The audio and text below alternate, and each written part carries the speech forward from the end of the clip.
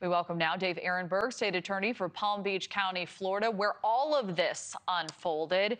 Wow, Dave, so much has happened in just the past 24 hours. We just got word of these charges. The suspect is now facing 2 weapons charges, essentially. Would you mind explaining them further? And do you predict any additional charges will follow? Well, first, it's good to be back with you. And as far as charges, I do predict more charges to follow. There could be a superseding indictment at some point.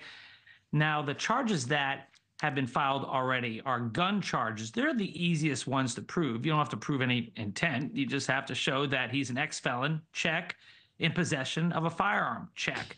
And as far as the other charge, he obliterated the serial number on the weapon, allegedly. So these are pretty low-hanging fruit. I mean, but they're serious. They could get you up to 10 years in prison for each offense. And so the feds are not going to mess around with this. This guy is going to be kept in pretrial detention because he poses a danger to the public. And I suspect there will be more charges forthcoming. So his pretrial detention hearing is set for a week from today, as you mentioned. What are you expecting to learn from that specifically, Dave? I wonder how much evidence they're going to reveal if they reveal the probable cause affidavit at the hearing. The feds keep things close to the vest. They're different than us state prosecutors, where everything is done in open court with TV cameras. There are no TV cameras in federal court. And so we're not going to learn as much as you would in a state court action. But the feds normally get their man, and they have a very high conviction rate. They have lots of resources, and they really are the best agency for this, because you could also charge things at the federal level that you couldn't at the state level. Like there's a charge for threats against an ex-president. So I'm sure they're combing through the suspect's social media accounts and his writings. And I suspect that you may see that in court today, where they divulge some of the writings, some of the threats he's made, because that could show that he is a danger to the public and give more impetus to the judge to keep him in jail pending trial. Yeah, certainly could add a lot of weight to the case.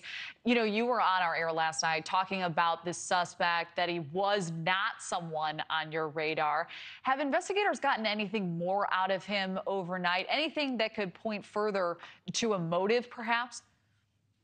Well, when he was first arrested, he clammed up. He was compliant. He gave himself up after he was told to get out of the car. He didn't say anything. I don't know if he has spoken since then. I'm sure he was given his Miranda rights, where he's entitled to a lawyer and entitled to have the right to remain silent. I mean, he's been in trouble with the law multiple times before. He's got a long felony rap sheet in North Carolina, so he knows how this game is played. I would be surprised if he gave up the ghost to investigators last night. And as far as a motive, we look at social media. He's very zealous when it comes to the war in Ukraine, and he correctly identifies this as a war of good versus evil. But at the same time, he acted in an evil way himself by trying, allegedly, to kill the former president. So he's got some skewed values, a real disconnect. He obviously knows the difference between right and wrong, but not when it comes to taking an AK-47 style rifle and trying to commit a horrible crime.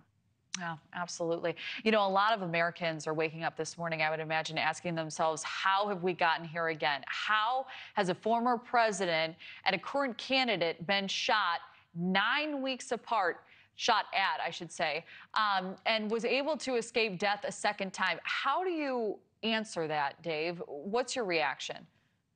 Well, in this case, he wasn't shot at. As far as we know, there were no shots fired. The Secret Service did the shooting, and they did an outstanding job here. But a lot of this is the political culture we're living in. We need to tone down the rhetoric. But we said that after the first assassination attempt, and I didn't see much rhetoric toned down. In fact, right before the shooting, you saw a post from the former president in all caps, "I hate Taylor Swift." I mean, let's calm down the rhetoric a little bit. People can get hurt with that kind of talking. And President Barack Obama, former president, asked the Democratic Party to do the same. But ultimately, it's more than a conversation about our political culture.